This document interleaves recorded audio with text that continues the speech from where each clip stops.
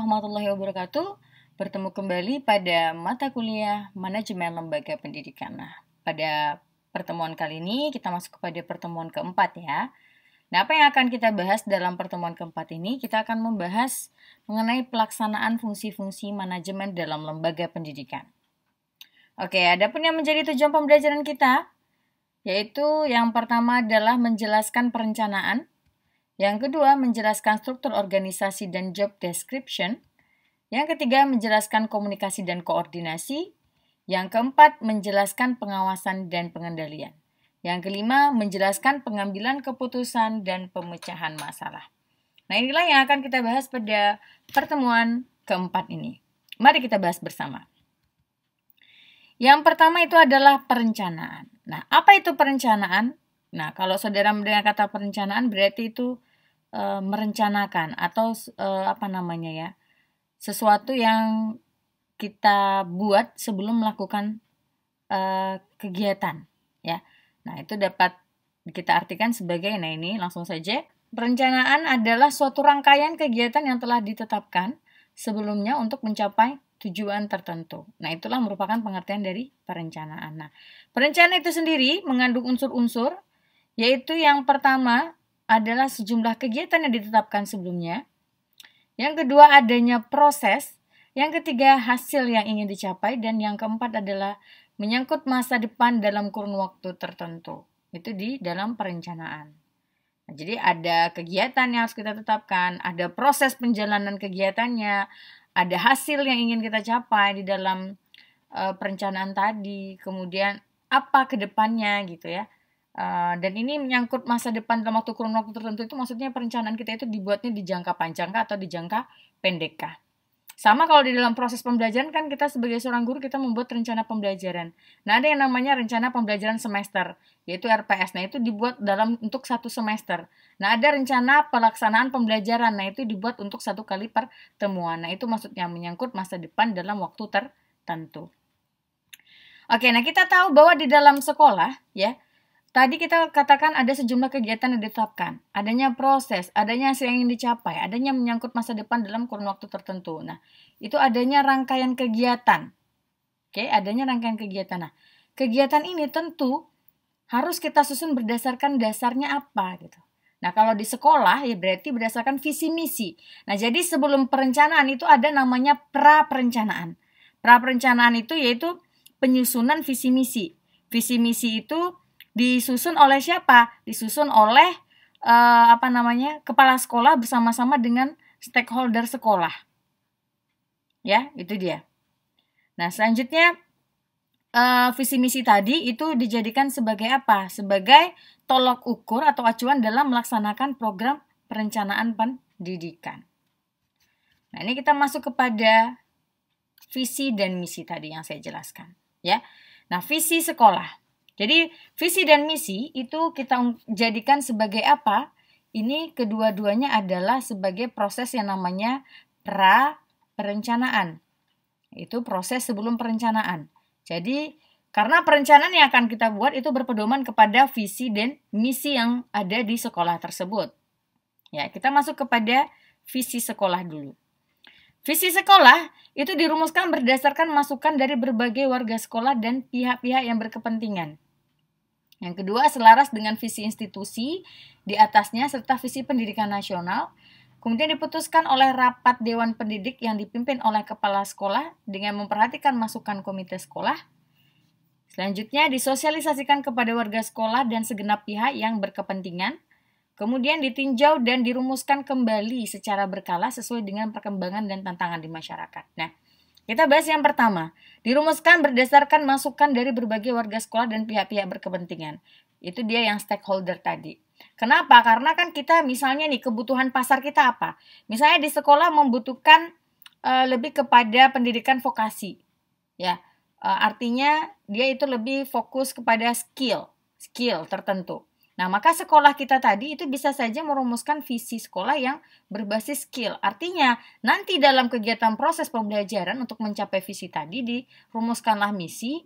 Nah, misinya itulah gunanya untuk mencapai tujuan tadi. Gunanya apa? Membekali peserta didik kita dengan skill sehingga nanti begitu menamatkan sekolah kita, dia akan istilahnya itu bisa langsung bekerja misalnya. Nah, itu ya. Jadi tergantung dari warga, misalnya masyarakat sekarang butuhnya apa? Butuhnya apa? Lagi butuh orang yang bisa apa ya, mengenai teknik informasi gitu. Nah, bisa saja nanti sekolah menyusun visi, membuat visi supaya siswa tadi itu, lulusan kita tadi itu diarahkan untuk memiliki skill yang berkaitan dengan informasi komunikasi gitu, TIK. Ya, nah jadi misalnya dengan dimasukkannya mata pelajaran tambahan atau adanya kalau kurikulum kita nggak bisa ubah ya, atau dengan mengadakan yang namanya ekstrakurikuler seperti itu. Nah, itu bisa saja kan. Nah, misal karena masukan dari warga sekolah, kami lagi butuhnya ini nih di masyarakat seperti itu. Jadi taman SMA pun masih bisa istilahnya menguasai teknologi informasi dan komunikasi, mengingat pesatnya sekarang teknologi informasi komunikasi. Nah, itu maksud saya masukan dari berbagai warga sekolah ataupun pihak-pihak berkepentingan. Siapa yang akan menerima atau siapa yang akan menggunakan lulusan kita, seperti itu. Oke, kemudian selaras dengan visi institusi. Nah, kalau yang namanya visi institusi itu, visi yang kita buat itu harus sesuai dengan visi institusi ataupun yang di atasnya visi pendidikan nasional. Karena kita berpedoman kepada pendidikan peraturan yang ada di pendidikan nasional, termasuk pada visinya. Jadi penyusunan visi sekolah juga harus mengacu kepada visi pendidikan nasional. Nah, kemudian visi tadi itu dirapatkan, kemudian diputuskan. Setelah diputuskan, nah disosialisasikan. Setelah disosialisasikan, nah kemudian ditinjau kembali dan dirumuskan kembali secara berkala. Apa gunanya kita ingin melihat sejauh mana visi kita tadi sudah tercapai atau tidaknya? Karena kalau kita tidak tinjau ya kita tidak tahu seberapa besar persentase ketercapaian visi yang sudah kita tetapkan tadi. Jangan-jangan tidak tercapai. Nah, kalau tidak tercapai, apa berikutnya solusi kita untuk memperbaiki tadi mungkin perencanaan kita sehingga visi tadi lebih meningkat lagi ketercapaiannya. Atau kalau sudah tercapai, kita tingkatkan lagi kualitinya, seperti itu. Yaitu visi sekolah. Kita lanjutkan dengan misi sekolah. Misi sekolah yaitu memberikan arah dalam mewujudkan visi sekolah sesuai dengan tujuan pendidikan nasional, merupakan tujuan yang akan dicapai dalam kurun waktu tertentu, menjadi dasar program pokok sekolah, dirumuskan berdasarkan masukan dari segenap pihak yang berkepentingan termasuk komite sekolah dan diputuskan oleh rapat dewan pendidik yang dipimpin oleh kepala sekolah. Nah, jadi kalau yang namanya misi ya, kalau tadi kan visi, sekarang misi. Misi itu memberikan arah dalam mewujudkan visi sekolah. Ya. Nah, ini juga menjadi dasar program pokok sekolah. Dia ini lebih kepada istilahnya itu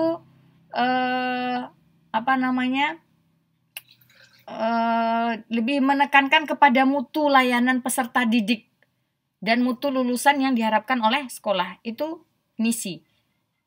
Misi itu adalah lebih kepada bagaimana disusun itu untuk mencapai visi tadi. Oke, itu dia. Jadi langkah-langkahnya itu ada di misi. Nah, itu ya. Kemudian selanjutnya kita bahas mengenai perencanaan, yaitu mengenai perencanaan pendidikan ya. Ada hal yang mendasar. Nah, secara substansial perencanaan pendidikan itu ada 3 hal yang mendasar, yaitu ada tujuan pendidikan, kemudian yang kedua ada pertimbangan kebijakan, dan yang ketiga ada pelaksanaan rencana pendidikan. Nah, tujuan pendidikan itu sendiri ya, apa itu tujuan pendidikan? Nah, tujuan pendidikan kita itu lebih kepada target yang akan dicapai di dalam pelaksanaan kegiatan pendidikan. Nah, jadi tujuan pendidikan itu perlu untuk ditetapkan dan dikembangkan. Oke, itu tujuan pendidikan. Nah, kita bahas satu persatu ya. Tujuan pendidikan disusun mengacu pada visi, misi, dan tujuan pendidikan nasional serta relevan dengan kebutuhan masyarakat. Kemudian mengacu pada standar kompetensi lulusan yang sudah ditetapkan oleh sekolah dan pemerintah. Kemudian mengakomodasi masukan dari berbagai pihak yang berkepentingan termasuk komite sekolah dan diputuskan oleh rapat dewan pendidik yang dipimpin oleh sekolah. Kemudian disosialisasikan kepada warga sekolah dan segenap pihak yang berkepentingan. Kemudian menggambarkan tingkat kualitas dan kuantitas yang perlu dicapai dalam jangka pendek, menengah maupun panjang. Nah, ini adalah tujuan pendidikan. Oke. Nah, itu dia. Tujuan pendidikan itu intinya merupakan target yang akan dicapai. Jadi, intinya itu adalah di sini kesimpulannya itu adalah target yang akan dicapai.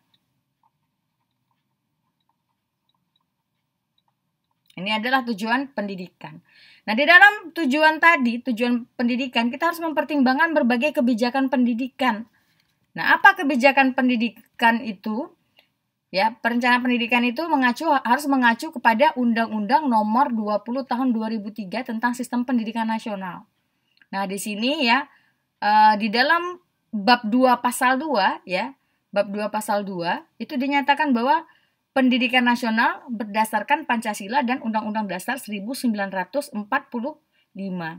Nah, di dalam pasal 3 dijelaskan bahwa pendidikan nasional itu berfungsi untuk mengembangkan kemampuan dan membentuk watak serta peradaban bangsa yang bermartabat dalam rangka mencerdaskan kehidupan bangsa.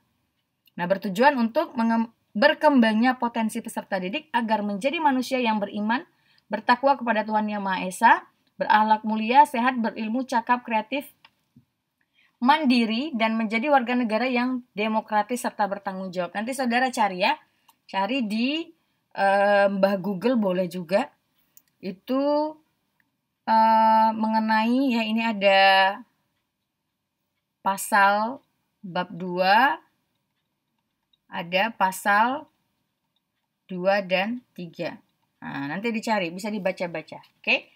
Itu untuk pertimbangan kebijakan. Nah, jadi dalam perencanaan pendidikan itu ada pertimbangan kebijakan yang mengacu yaitu kepada Undang-Undang Nomor 20 Tahun 2003 tentang Sistem Pendidikan Nasional. Selanjutnya, pelaksanaan rencana pendidikan. Nah, di dalam pelaksanaan rencana pendidikan ya, itu dikatakan sebagai pedoman dikatakan sebagai rencana pendidikan di sekolah itu dijadikan dasar ya sebagai pengelolaan sekolah. Nah, yang ditunjukkan dengan adanya kemandirian ya, kemudian adanya kemitraan, adanya partisipasi, keterbukaan, dan akuntabilitas. Nah, jadi di dalam pelaksanaan rencana pendidikan itu ada beberapa pedoman ya, pedoman pengelolaan sekolah, yaitu KTSP, yaitu kurikulum tingkat satuan pendidikan. Sekarang nggak KTSP lagi ya, berarti kurikulum saja. Nah, ini saya ganti karena kan kita pakainya K13, ini saya coret, berarti kurikulum. Kemudian ada kalender pendidikan atau akademik. Kemudian pembagian tugas antara guru, pembagian tugas di antara tenaga kependidikan, adanya peraturan akademik, ada tata tertib sekolah, ada kode etik sekolah, ada biaya operasional sekolah. Ini adalah pedoman pengelolaan sekolah. Nah, jadi di dalam melaksanakan rencana pendidikan yang sudah kita rencanakan tadi di awal, nah itu harus berpedoman kepada pengelolaan sekolah. Oke? Itu ya. Nah, pedoman sekolah itu apa? Pedoman sekolah. Nah, pedoman sekolah itu adalah petunjuk pelaksana sekolah, itu merupakan petunjuk pelaksanaan operasional.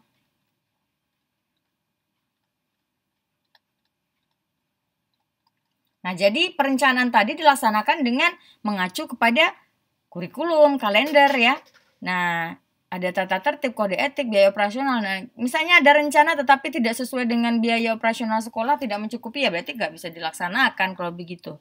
Nah, jadi pelaksanaannya itu juga mengacu kepada pedoman pengelolaan sekolah. Oke, selanjutnya kita masuk kepada struktur organisasi dan job description. Oke. kita masuk kepada struktur organisasi. Ya. Struktur organisasi sekolah adalah susunan komponen-komponen atau unit-unit kerja yang ada di sekolah. Sementara job description itu sendiri, yaitu uraian yang disebut juga sebagai uraian pekerjaan, itu merupakan dokumen formal organisasi yang berisi ringkasan informasi penting mengenai suatu jabatan untuk memudahkan dalam membedakan pekerjaan yang satu dengan yang lainnya dalam suatu organisasi. Gitu ya. Nah, sekarang kita bahas dulu mengenai struktur organisasi. Struktur organisasi itu ya diperlukan ya dengan diperlukan untuk apa? Untuk di sini supaya jelas tentang yang namanya tugas wewenang dan tanggung jawab dari seluruh penyelenggara manajemen sekolah. Nah, jadi dengan adanya struktur organisasi sekolah ya, semua pimpinan, pendidik ataupun tenaga kependidikan lainnya itu mempunyai tugas wewenang dan tanggung jawab yang jelas tentang keseluruhan penyelenggaraan manajemen sekolah. Kalau nggak ada struktur organisasi, maka di sini tidak jelas tupoksinya, tugas, pokok, dan fungsinya. Oke? Nah, apakah dia bertindak sebagai pimpinan, apakah dia hanya bertindak sebagai pendidik, apakah dia bertindak sebagai tenaga kependidikan. Nah, itu harus tahu dulu di struktur organisasi, perlunya struktur organisasi. Nah, di dalam struktur organisasi, kita perlu yang namanya analisis jabatan. Nah, kita harus menganalisis jabatan tadi. Nah, analisis jabatan. Di sini ada tiga tahap yang penting dalam analisis jabatan. Nah, kenapa kita menganalisis jabatan tadi? Kita analisis untuk istilahnya itu untuk merumuskan berbagai tugas, wewenang serta tanggung jawab untuk setiap jabatan yang dipegang oleh individu ataupun komponen-komponen yang ada di sekolah, baik itu guru ya, baik itu tenaga kependidikan. Nah, jadi guru tadi itu dia jabatannya apa? Kan yang menjadi kepala sekolah juga guru, ya kan? Nah, seperti itu ya. Jadi kita perlunya analisis jabatan itu untuk menentukan tupoksinya, tugas, pokok, dan fungsi dari jabatan itu tadi. Ada 3 prosesnya, yaitu yang pertama mengumpulkan informasi. Yang kedua, menganalisis dan mengelola informasi jabatan, serta yang ketiga menyusun informasi jabatan dalam suatu format yang baku. Nah, kita bahas analisis jabatan dulu. Nah, apa itu analisis jabatan? Nah, analisis jabatan itu adalah sebuah proses untuk memahami suatu jabatan, nah kemudian menyadurnya ke dalam format yang memungkinkan orang lain untuk mengerti tentang jabatan tersebut. Nah, jadi jabatan itu sebenarnya apa gitu, ya. Nah, analisis jabatan yang dilakukan yang dilakukan dengan baik itu akan menghasilkan uraian jabatan yang baik juga. Nah, kemudian dapat dijadikan sebagai bahan baku ya untuk proses pengelolaan sumber daya manusia yang lain. Seperti evaluasi jabatan ya, rekrutmen, seleksi, manajemen kinerja ataupun penyusunan kompetensi dan pelatihan. Nah, ada beberapa prinsip penting yang harus dipegang dalam melakukan proses analisis jabatan, yaitu yang pertama adalah proses analisis dilakukan untuk memahami apa tanggung jawab setiap jabatan dan kontribusi hasil jabatan tersebut terhadap pencapaian hasil atau tujuan organisasi. Nah, jadi kita lakukan adalah pertama itu proses analisis memahami tanggung jawab setiap jabatan tadi serta kontribusinya apa dalam mencapai hasil ataupun tujuan organisasi yang sudah ditetapkan. Nah, dengan analisis ini ya, maka nantinya uraian jabatan itu akan menjadi daftar tanggung jawab, bukan daftar tugas ataupun aktivitas. Jadi ini nanti akan adanya yang namanya daftar tanggung jawab. Bukan tugas, tanggung jawab. Kalau tanggung jawab itu berarti nanti harus ada laporan pertanggungjawabannya. Nah, seperti itu ya. Oke, yang kedua adalah yang dianalisis adalah jabatan, bukan pemegang jabatan. Kalau yang tadi, ya kita melakukan pemahaman tentang apa tanggung jawab jabatan tadi serta kontribusinya, sehingga kita menghasilkan yang namanya daftar tanggung jawab, bukan daftar tugas. Kalau tugas itu kan istilahnya dilaksanakan, nah bisa jadi juga tidak dilaksanakan, kan gitu. Atau istilahnya itu tidak ada yang pertanggungjawabannya bagaimana. Nah, tapi kalau yang namanya daftar tanggung jawab, yaitu berarti tanggung jawabnya itu dialah yang memegang kendali atas semuanya. Nah, baik itu resiko baik atau buruk harus ditanggung oleh yang pemegang tanggung jawab tadi. Nah, yang kedua, analisis jabatan tadi itu yang dianalisis itu adalah jabatannya, bukan pemegang jabatannya. Maksudnya ini, saudara saudara bisa paham nggak? Di sini jabatannya ya yang dianalisis, bukan pemegang. Pemegang itu kan orangnya. Kalau pemegang jabatan ini adalah orangnya, kalau jabatan ini ya jabatannya, begitu. Oke? Jadi yang dianalisis itu bukan misalnya si A itu dijadikan sebagai kepala sekolah. Yang dianalisis itu bukan si A-nya. Oh, si A ini orangnya begini, begitu. Bukan itu, tetapi yang dianalisis itu adalah jabatannya. Kepala sekolah itu apa? Tanggung jawabnya apa?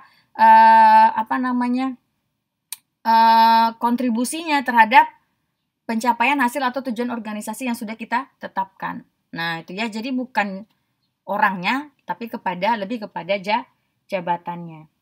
Selanjutnya, yang ketiga, kondisi jabatan saat ini berdasarkan fakta yang ada sesuai dengan yang dianalisis itu adalah kondisi jabatan saat ini. Berdasarkan fakta yang ada sesuai rancangan strategi dan struktur organisasi. Nah, itu ya. Oke, nah jadi di sini ya prinsip-prinsip di sini ini ya karena yang perlu kita garis bawahi di sini kondisi jabatan saat ini berdasarkan fakta yang sesuai rancangan strategi dan struktur organisasi. Nah, jadi faktanya apa? Jangan-jangan kan ada nih misalnya yang harus tanggung jawabnya yang ini, struktur organisasinya kepala sekolah, tapi malah dilimpahkan ke yang lain. Nah, misalnya adanya pelimpahan. Nah, jadi harus kita lihat, kita analisis jabatan itu kondisinya saat ini seperti apa, faktanya. Mungkin memang itu adalah jabatannya kepala sekolah, nah ini daftar tanggung jawabnya, tapi yang melaksanakan misalnya bukan si A tadi gitu, tapi orang lain. Nah, itu perlu kita istilahnya itu kita harus berdasarkan prinsip ini. Jadi maksudnya di sini itu bahwa jabatan tadi itu, kondisi jabatan itu harus sesuai dengan fakta yang sekarang. Nah, kalau misalnya sesuai dengan rancangan tadi, rancangan strategi dan struktur organisasi, ya berarti bagus. Tapi jika tidak, ya berarti ada perlunya perbaikan di dalam jabatan tadi, analisis jabatan tadi. Ya, itulah fungsinya di sini untuk melihat kondisi jabatan saat ini berdasarkan fakta yang ada. Seperti itu. Ya, karena kan zaman sekarang ini kan orang banyak jabatan itu dibuat sesuai selera masing-masing atasan ya. Bahkan itu ada yang diserahkan untuk dibuat oleh pemegang jabatan.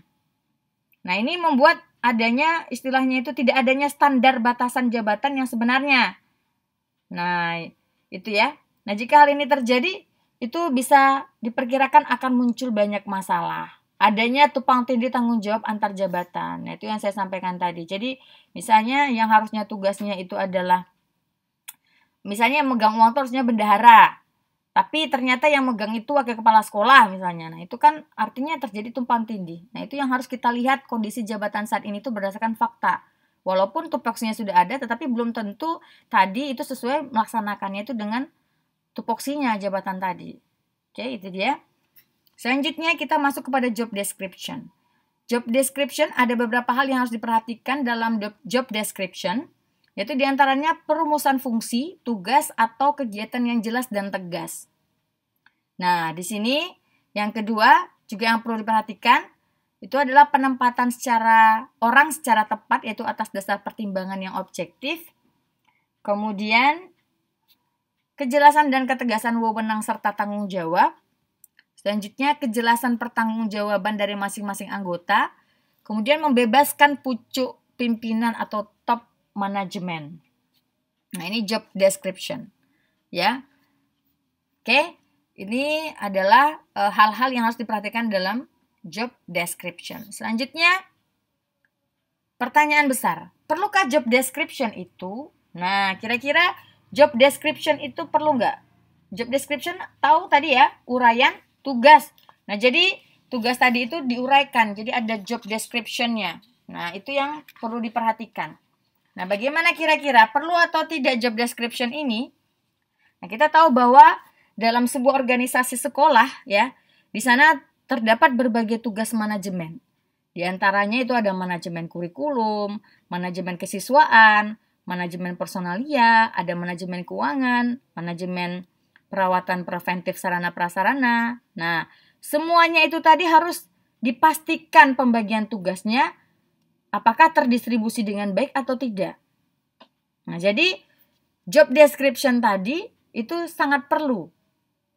Karena job description tadi itu adalah uraian pekerjaan. Nah, sebagai dokumen formal organisasi sekolah yang memuat uraian kerja.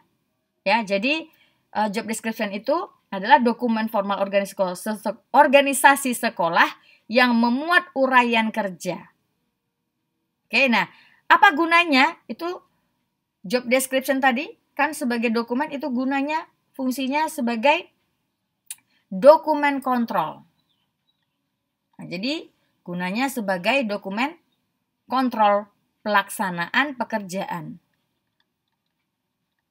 Sebagai dokumen kontrol pelaksanaan pekerjaan bagi siapa? Bagi masing-masing pegawai.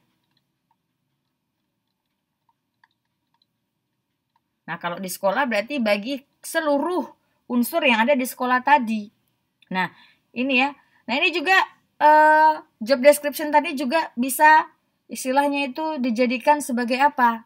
Ini juga bisa dijadikan sebagai kontrol keberhasilan. Kontrol keberhasilan pekerjaan dari karyawan tadi. Nah, misalnya kerjaannya apa? Kemudian kita cek kenyataan yang sekarang dengan apa yang sudah dia dengan dokumen job description-nya sesuai atau tidak. Kalau sesuai ya berarti bagus, dia berhasil dalam mengerjakan pekerjaannya, tanggung jawabnya. Nah, kalau meningkat ya berarti dia istilahnya itu memberikan hal yang lebih. Jadi kita mungkin bisa jadi ini menjadi pertimbangan juga bagi pimpinan untuk memberikan yang namanya reward misalnya, ya. Nah, ini contoh misalnya di sekolah itu kan saya kasih contoh tentang pembagian tugas dan job description ya di sekolah. Misalnya kepala sekolah itu kan tugasnya memimpin dan mengkoordinasikan semua pelaksanaan rencana kerja harian ya, baik itu harian, mingguan, bulanan, semester ataupun tahunan. Nah, selain itu ya, selain mengkoordinasikan pekerjaan tadi, pelaksanaan kerjaan tadi, itu dia juga mengadakan hubungan kerjasama dengan pejabat-pejabat resmi setempat misalnya. Untuk apa? Untuk usaha pembinaan sekolah. Kemudian ada lagi wakil kepala sekolah bidang kurikulum, apa tugasnya? Itu membuat perencanaan dan mengkoordinasikan pembagian tugas-tugas guru per semester. Nah, kemudian merekap daya serap kurikulum, kemudian melihat target pencapaian kurikulum per semester dan per tahun pelajaran misalnya. Kemudian yang berkaitan juga dengan segala kegiatan yang berhubungan dengan urusan kurikulum dan pengajaran bidang intrakurikuler. Nah, itu untuk yang wakil kepala sekolah bidang kurikulum. Kemudian ada lagi wakil kepala sekolah bidang kesiswaan. Nah, apa tugasnya? Itu membuat perencanaan penerimaan siswa baru. Adanya siswa mutasi, pendaftar ulang siswa, kemudian membina OSIS, ya, mengkoordinasikan semua yang berkaitan dengan kegiatan bidang siswa, yang berkaitan dengan siswa di bidang ekstrakurikuler. Kemudian ada lagi wakil kepala sekolah bidang sarana dan prasarana pendidikan. Nah, itu tugasnya untuk apa? Untuk berkaitan dengan segala kegiatan yang berkaitan dengan pengadaan, pemeliharaan ataupun penghapusan barang-barang inventaris ataupun non-inventaris, baik fisik maupun non-fisik sekolah. Nah, kemudian ada lagi kepala tata usaha. Apa tugasnya? Mengkoordinasikan seluruh kegiatan yang berkaitan dengan manajemen sekolah. Nah, baik itu yang meliputi penyusunan program tahunan, kepegawaian, keuangan, pelaporan, inventaris, dan kesiswaan. Nah, jadi ya dari yang saya jelaskan tadi itu dapat terlihat gambaran bahwa job description tadi dalam sekolah itu sangat penting. Ya, sangat penting. Kenapa? Karena istilahnya ini pihak sekolah itu harus mengerjakan segala sesuatu sesuai dengan job description yang sudah ditentukan. Sehingga apa? Sehingga tujuan pembelajaran tadi atau bukan pembelajaran ya, tapi tujuan pendidikan yang dirumuskan tadi itu dapat dicapai. Nah, seperti itu ya. Oke, selanjutnya komunikasi dan koordinasi. Kita bahas mengenai ada komunikasi dan ada koordinasi. Kita bahas dulu mengenai komunikasi. Apa itu komunikasi? Ya, komunikasi adalah proses penyampaian dan penerimaan dari seseorang kepada orang lain secara tertulis, mau lisan maupun isyarat, baik langsung atau face to face maupun tidak langsung melalui media tertentu. Nah, di dalam komunikasi ya, itu ada beberapa unsur yang ada di dalam komunikasi ya. Jadi komunikasi itu lebih kepada proses penyampaian pesan, baik itu langsung ataupun tidak langsung, baik itu tertulis, lisan ataupun isyarat. Ya, jadi semua itu yang penting kita bisa mengerti apa yang disampaikan oleh orang lain. Nah, itu informasi yang disampaikan oleh orang lain. Nah, itu adalah komunikasi. Apa saja unsur-unsur yang terdapat di dalam komunikasi? Yaitu yang pertama ada pengirim pesannya atau sendernya, ya, ada komunikatornya atau komunikator dan isi pesannya apa. Yang namanya komunikasi sudah isi pesan ya. Yang kedua bahasa pesan. Kemudian yang ketiga medianya. Yang keempat ada menginterpretasikan pesan. Kemudian ada penerima pesan. Kemudian ada respon atau balikan. Kemudian ada gangguan komunikasi atau error. Wah, ini nggak terlihat ya. Ini gangguan komunikasi atau error. Nah, komunikasi ini sangat diperlukan untuk yang namanya mengantisipasi kesalahpahaman penerima pesan tentang isi pesannya. Nah, itu ya. Jadi fungsinya komunikasi itu untuk mengantisipasi kesalahpahaman penerima pesan tentang isi pesannya. Nah, itu ya. Nah, itu menurut Armstrong ya. Armstrong mengatakan bahwa seorang manajer yang baik itu adalah manajer yang lebih banyak mendengar daripada berbicara. Nah, karena pada dasarnya manajer itu adalah komunikator. Sehingga seorang manajer perlu menguasai teknik berkomunikasi yang baik. Cara mengatasi kendala berkomunikasi juga harus dikuasai, serta terampil dalam menjadi pendengar yang baik. Oke, karena kita mungkin harus menerima masukan dari orang lain untuk perbaikan. Jadi nggak harus karena kita manajernya yang mengatur segalanya, kita tidak mau mendengarkan pendapat orang lain. Nah, itu salah. Oke, karena sesungguhnya manajer itu adalah komunikator, di mana komunikator itu harus menguasai teknik berkomunikasi, tahu cara mengatasi kendala berkomunikasi, serta terampil dalam menjadi pendengar. Nah, itu ya, itu untuk komunikasi.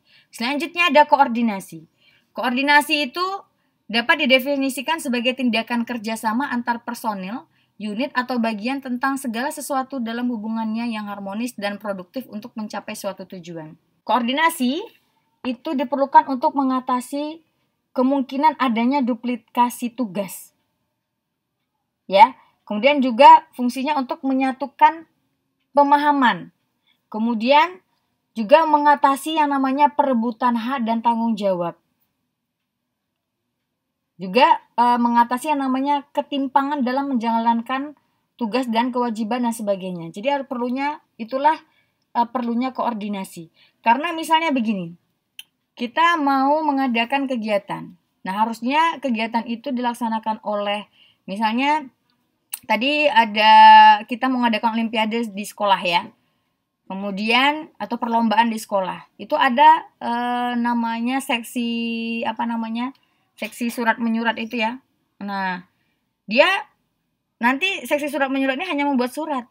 Karena nanti yang akan menyampaikan surat tadi itu bisa jadi bukan yang surat menyurat, tetapi humasnya, hubungan masyarakat. Nah, ini harus dikoordinasikan. Apakah yang mengantarkan surat ke sekolah-sekolah lain itu adalah humasnya atau tadi ya yang seksi surat menyurat tadi, seperti itu. Ya, itu harus dikoordinasikan sehingga apa, tidak terjadinya tumpang tindih antara satu tugas dengan tugas yang lainnya. Seperti itu, ya. Itu fungsinya koordinasi. Selanjutnya ada pengawasan dan pengendalian. Pengawasan atau yang disebut juga sebagai controlling, ya. Nah, itu merupakan salah satu fungsi manajemen yang melakukan penyelesaian terhadap rencana dan sebagai kontrol terjadinya penyelewengan sehingga kegiatan yang dilaksanakan sesuai dengan yang direncanakan. Seperti itu. Nah, di dalam pengawasan atau controlling itu sendiri ada tujuan pengawasan. Nah, apa tujuannya? Tujuannya itu sebagai dasar bagi pimpinan untuk menentukan kebijakan. Jadi tujuan pengawasan ini adalah sebagai dasar bagi pimpinan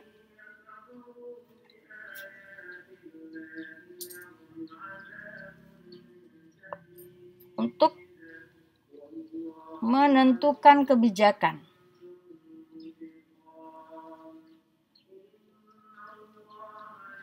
Dan mengambil keputusan.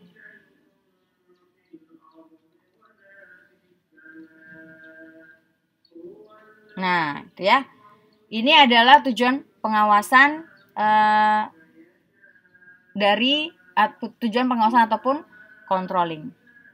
Nah, itu ya. Kemudian ada lagi fungsi pengawasan. Oke. Fungsi pengawasan ini ya itu menurut Don ya, menurut Don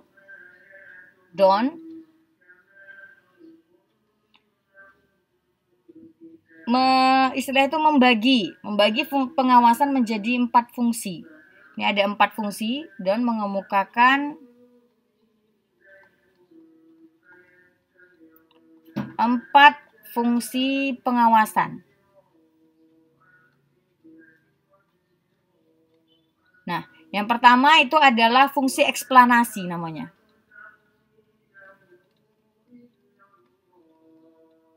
Fungsi eksplanasi. Apa itu fungsi eksplanasi?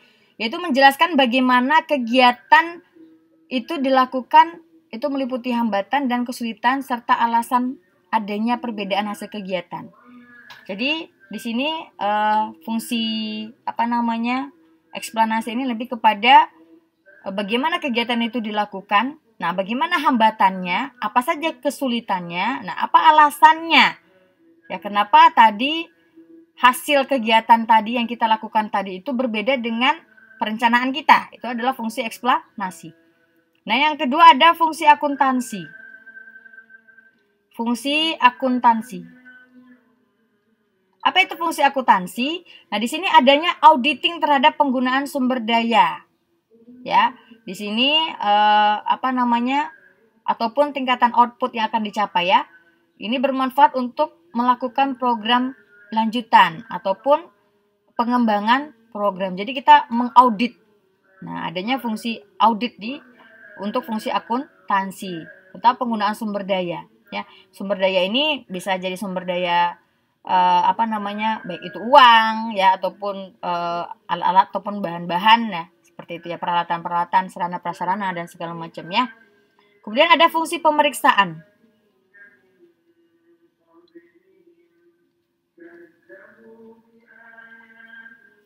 Nah, di dalam fungsi pemeriksaan ini kita mengkaji kesesuaian pelaksanaan kerja ya dengan rencana. Jadi pada faktanya itu pelaksanaan kerja kita itu apa yang sudah dilaksanakan.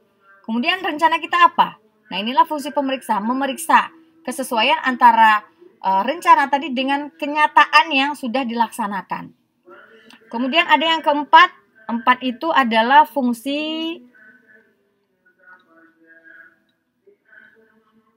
kepatuhan.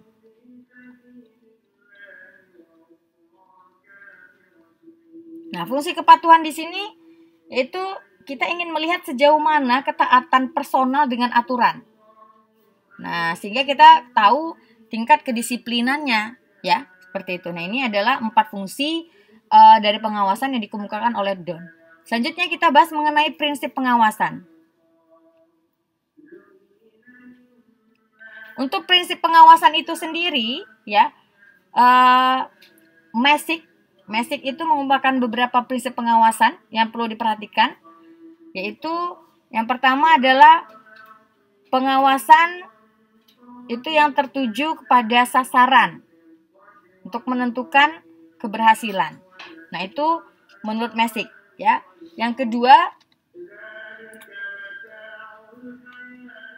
itu adanya pengawasan harus menjadi umpan balik. Ini ya, saya catat saja. Ini ada prinsipnya. Prinsip pengawasan itu, ini kita garis saja seperti ini. Ya, Masick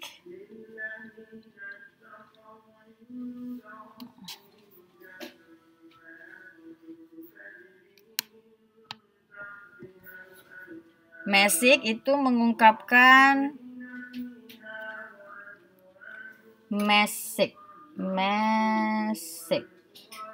seperti ini ya. Masick mengungkapkan ada beberapa prinsip pengawasan yang perlu diperhatikan, yaitu yang pertama itu adalah pengawasan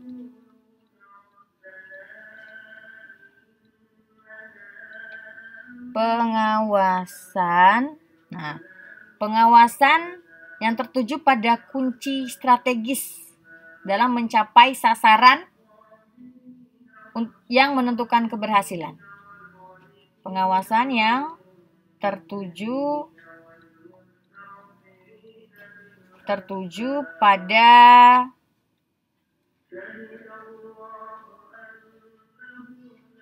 kunci strategis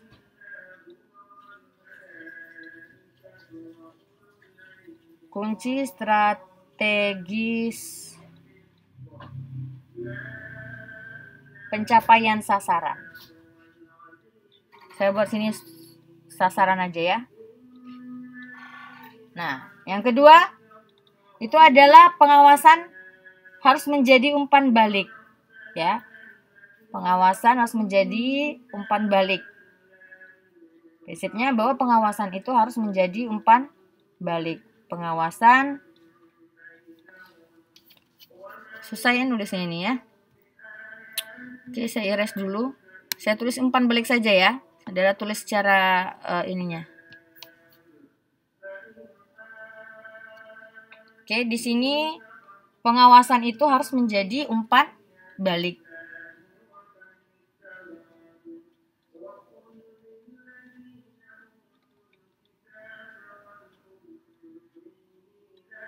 Yang ketiga, ya, itu pengawasan itu harus fleksibel dan responsif.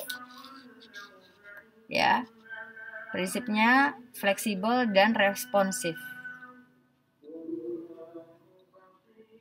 Fleksibel dan responsif.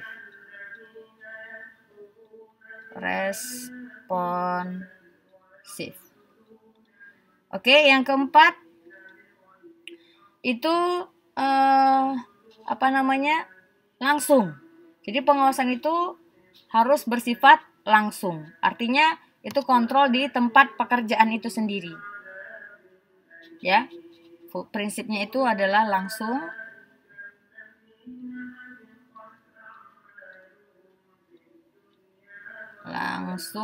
Nah, oke. Itu dia ada 4 prinsip saja yang saya ambil, ya, yang paling penting prinsip pengawasan dikemukakan oleh Masick.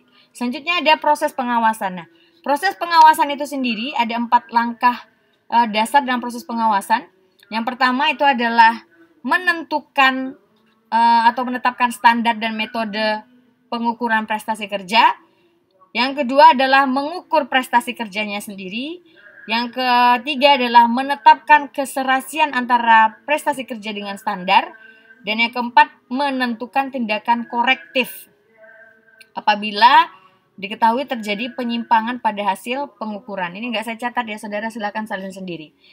Saya ulangi, proses pengawasan itu ada 4 ya. Ini yang dikemukakan oleh Mokler. Dikemukakan oleh Mokler.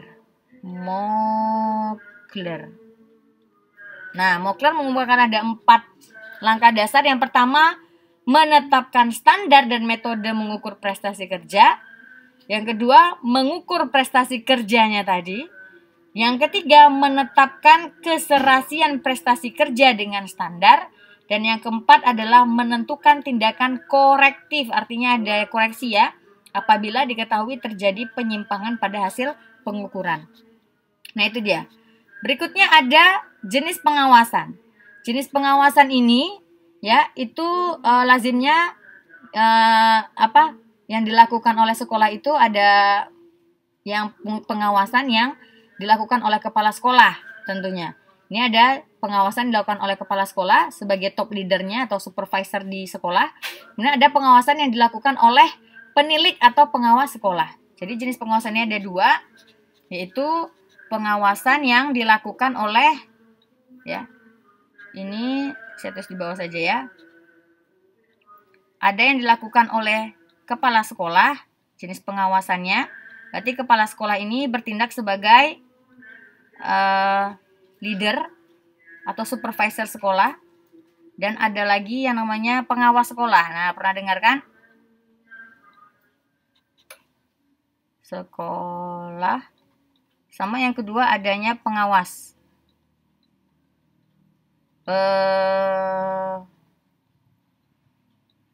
Pengawas. Aduh, susah sekali nulisnya nih ya. Kayaknya ada sesuatu ini. Oke, ada pengawas atau penilik sekolah. Itu jenis pengawasan. Oke, berikutnya ada pengendalian. Pengendalian itu sendiri memiliki definisi, yaitu proses yang menetapkan kepastian bahwa kegiatan yang dilakukan sesuai dengan perencanaan. Nah, pengendalian itu sendiri ya erat kaitannya dengan proses pengawasan. Nah, di mana dalam proses pengendalian ada upaya untuk membina dan meluruskan dalam rangka mengendalikan mutu suatu organisasi. Nah, jadi mengendalikan organisasi itu yaitu mencoba menciptakan organisasi ya secara kondusif. Ya, menciptakan organisasi secara kondusif itu bisa mencapai tujuan secara efektif dan efisien. Nah, seperti itu ya. Nah, adapun tahap pengendalian di sini itu ada beberapa tahap, yaitu yang pertama ya, tahap dari pengendalian. Tahap-tahap pengendalian. Nah, itu yang pertama adalah menetapkan standar kinerja. Menetapkan standar kinerja. Nah, yang kedua, mengukur kinerja.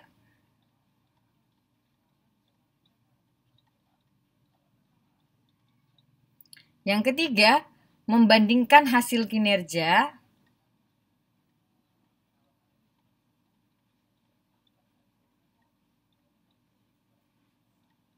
Membandingkan hasil kinerja dengan apa? Dengan standar pastinya ya. Dengan standar kinerja. Yang keempat, ya, yang terakhir menentukan tindakan korektif. Menentukan tindakan korektif.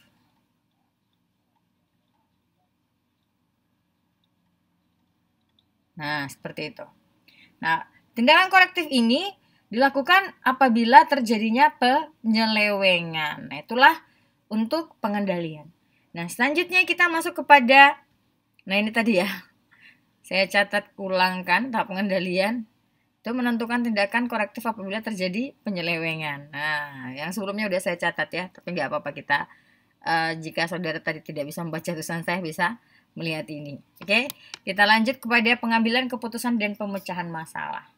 Nah, kita bahas dulu mengenai, yaitu yang pertama adalah pengambilan keputusan.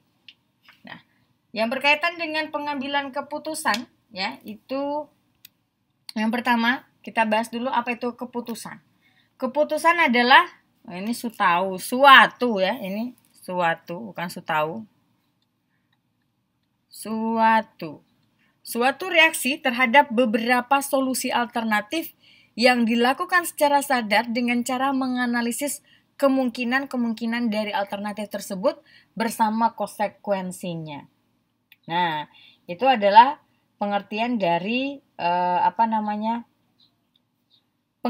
keputusan. Nah, apa itu pengambilan keputusan? Ya. Nah, ada lagi yang namanya pengambilan keputusan. Kalau tadi keputusan itu adalah suatu reaksinya, nah kalau pengambilan keputusan itu lebih kepada proses memilih sejumlah alternatif keputusan. Nah, jadi pengambilan keputusan itu lebih kepada pengambilan, ya. Pengambilan itu maksudnya pemilihan maksud saya. Lebih kepada proses memilih sejumlah alternatif keputusan. Nah, artinya di sini, pengambilan keputusan itu sangat penting bagi manajer pendidikan. Kenapa? Karena proses pengambilan keputusan tadi, ya, berperan penting dalam yang namanya memotivasi. Oke? Kemudian penting untuk kepemimpinan, komunikasi, ya, koordinasi ataupun perubahan suatu organisasi. Nah, keputusan yang diambil tadi itu akan berpengaruh terhadap pelanggan pendidikan, terutama peserta didik. Nah, ya, jadi pengambilan keputusan itu mempengaruhi peserta didik. Nah, oleh karena itu, setiap manajer pendidikan harus memiliki keterampilan dalam mengambil keputusan secara cepat dan tepat. Nah, misalnya nih, di saat pandemi corona, itu kita sebagai pimpinan harus cepat mengambil tindakan. Apa itu? Ya, mengadakan misalnya pembelajaran online. Pembelajaran online-nya seperti apa? Nah, kita atur sedemikian rupa sehingga antara siswa dan guru tadi itu dapat berkomunikasi dengan baik. Tidak ada yang namanya hak yang terabaikan ataupun kewajiban yang tidak dilaksanakan, seperti itu. Oke? Nah, itu juga harus cepat mengambil keputusan, jangan lama-lama. Ini hanya memberi tugas-tugas saja, sementara gurunya nggak kerja, hanya ngasih tugas gitu via WA, ya. Kemudian siswa disuruh mengerjakan tugas sementara tidak ada penjelasan dari gurunya. Nah, otomatis kan di sini memberatkan yang namanya pengguna ataupun pelanggan pendidikan, yaitu orang tua dan peserta didik. Kenapa? Karena peserta didik tidak memahami materi yang diberikan oleh gurunya tadi karena tidak adanya penjelasan. Kemudian orang tua bertambah bebannya, yaitu harus mengajari anak. Nah, sehingga apa alternatif yang diberikan oleh sekolah? Seperti sekarang, guru harus datang ke sekolah tepat pada waktunya, ya. Kemudian memberikan tugas sesuai dengan jadwalnya. Setelah itu memberikan penjelasan materi itu baik berupa video misalnya, ya, ataupun memberikan referensi lainnya. Nah, seperti itu. Tapi kalau tergantung dari keputusan yang diambil oleh pimpinannya itu, yaitu kepala sekolah khususnya, ya. Jadi keputusan itu merupakan jawaban yang pasti terhadap suatu pernyataan. Kayak itu, ya. Sekarang kita masuk kepada klasifikasi keputusan. Nah, keputusan diklasifikasikan menjadi 3 macam, yaitu ada yang namanya keputusan otoritatif, ada yang namanya keputusan pribadi, ada yang namanya keputusan organisasi. Nah, apa itu keputusan otoritatif? Keputusan otoritatif itu adalah setiap keputusan itu dipaksakan oleh seseorang kepada orang lain. Jadi otoriter, ya. Otoriter berarti keputusan yang dipaksakan. Yang dipaksakan kepada orang lain. Nah, dalam hal ini siapa yang memaksanya? Yaitu pimpinan. Kenapa? Karena yang bisa memaksa itu adalah pimpinan. Misalnya kepala sekolah, ya, itu memberikan keputusan yang memaksa orang lain, yaitu seperti guru atau staf tata usaha untuk melaksanakan keputusan yang diambil oleh kepala sekolah tadi. Nah inilah makanya itu keputusan otoritatif, sehingga yang memberikan keputusan itu, ya orang yang memberikan keputusan itulah yang dikatakan sebagai otoriter ya, pimpinan yang otoriter. Seperti itu. Nah, bagaimana dengan keputusan otoritatif ini? Di sini manajemen sekolah itu kalau yang otoriter itu tidak mengenal yang namanya bawahan banyak bicara gitu ya. Jadi tidak menerima tidak menerima pendapat dari orang lain. Artinya bawahan tadi itu tidak diberi kesempatan untuk membuat alasan apakah dia menerima atau menolak keputusan yang telah dibuat oleh pimpinan tadi. Jadi istilahnya itu ya bawahan itu hanya menjalankan apa yang diperintahkan oleh pimpinan tadi sesuai dengan yang diinginkannya. Jadi nggak ada alasan gitu. Harus melaksanakan keputusan tadi. Nah, itulah keputusan otoritatif di mana pimpinannya disebut juga sebagai pimpinan yang otoriter. Nah, itu ya. Kemudian keputusan yang kedua adalah keputusan pribadi. Kalau keputusan pribadi ya berarti ini adalah keputusan yang diambil oleh pribadi sendiri. Yang diambil oleh individu itu sendiri. Nah, di sini perlu hati-hati. Kenapa? Karena kalau seseorang yang sedang menjabat ya mengambil keputusan sendiri ya sesuai dengan kepentingan pribadinya, itu akan istilahnya akan melahirkan yang namanya problem, masalah. Ini biasanya itulah yang terjadinya adanya korupsi ya. Jadi dia mengambil keputusan sendiri. Nah, ini uangnya buat kepentingan pribadi, sementara uangnya adalah uang sekolah misalnya, seperti itu. Nah, itu istilahnya dikatakan sebagai keputusan pribadi, di mana di sini keputusannya itu hanya mempertimbangkan kepentingan pribadinya. Artinya di sini ketika seseorang menjabat itu dia mengambil keputusan atas nama pribadinya, bukan atas nama organisasinya. Sehingga keputusannya itu ya berarti untuk dirinya sendiri, bukan untuk kepentingan bersama. Nah, inilah ketika keputusan pribadi itu dilaksanakan di yang namanya organisasi, maka akan terjadilah penyimpangan ataupun masalah di dalam organisasi tersebut. Kemudian keputusan organisasi.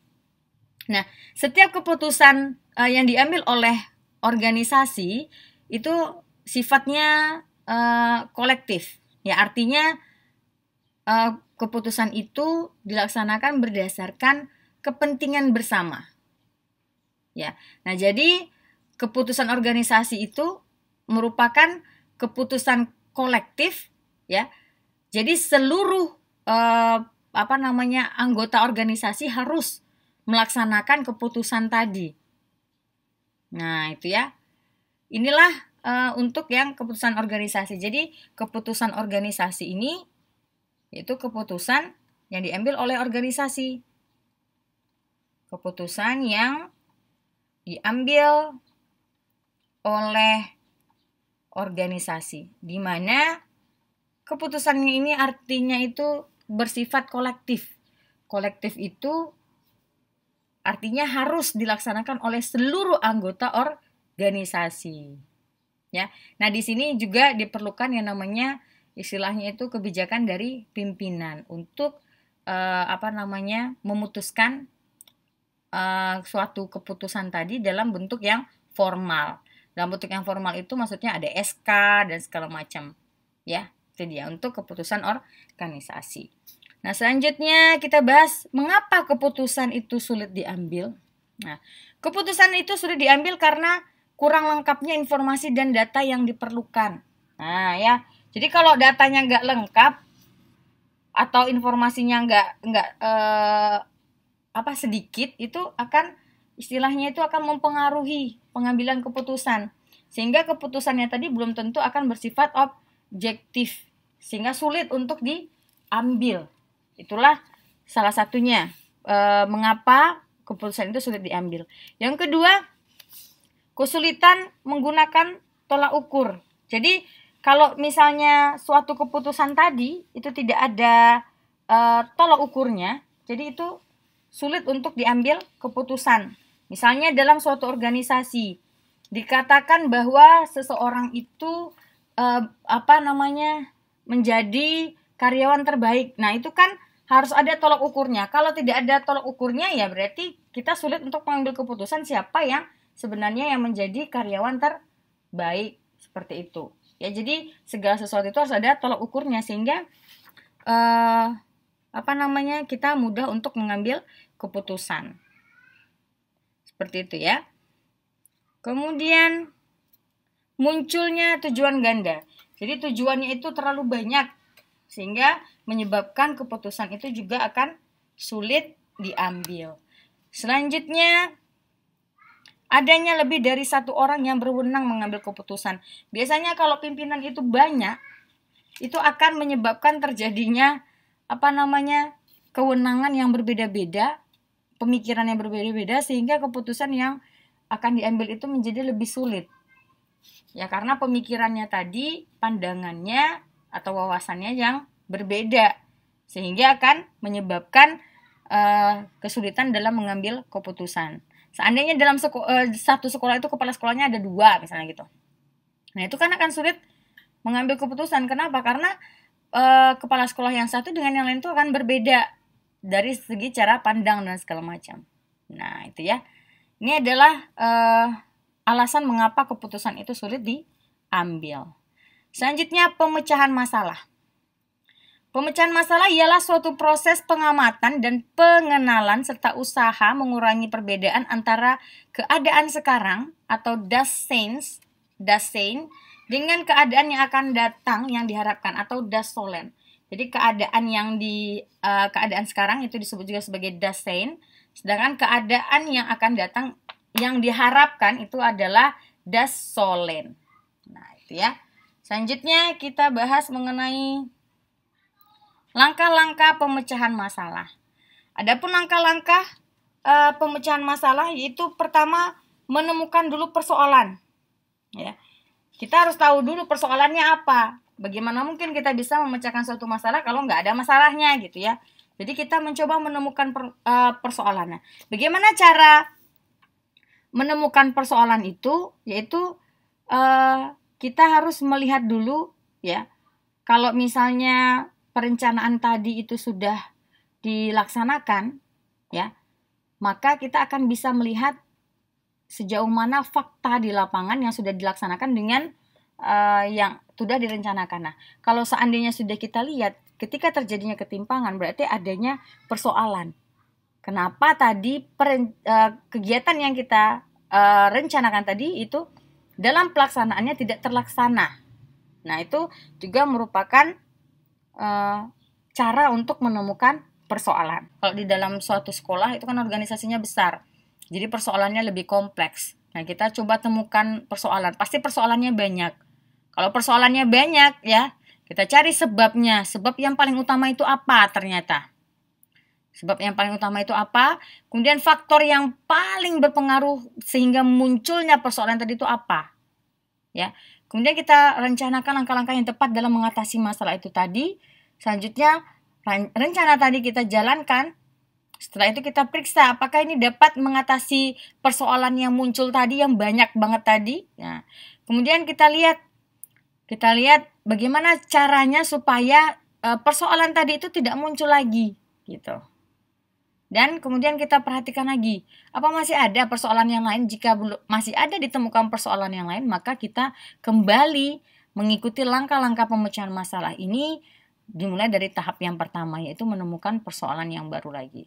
Nah, begitu ya. Itu dia penjelasan dari saya.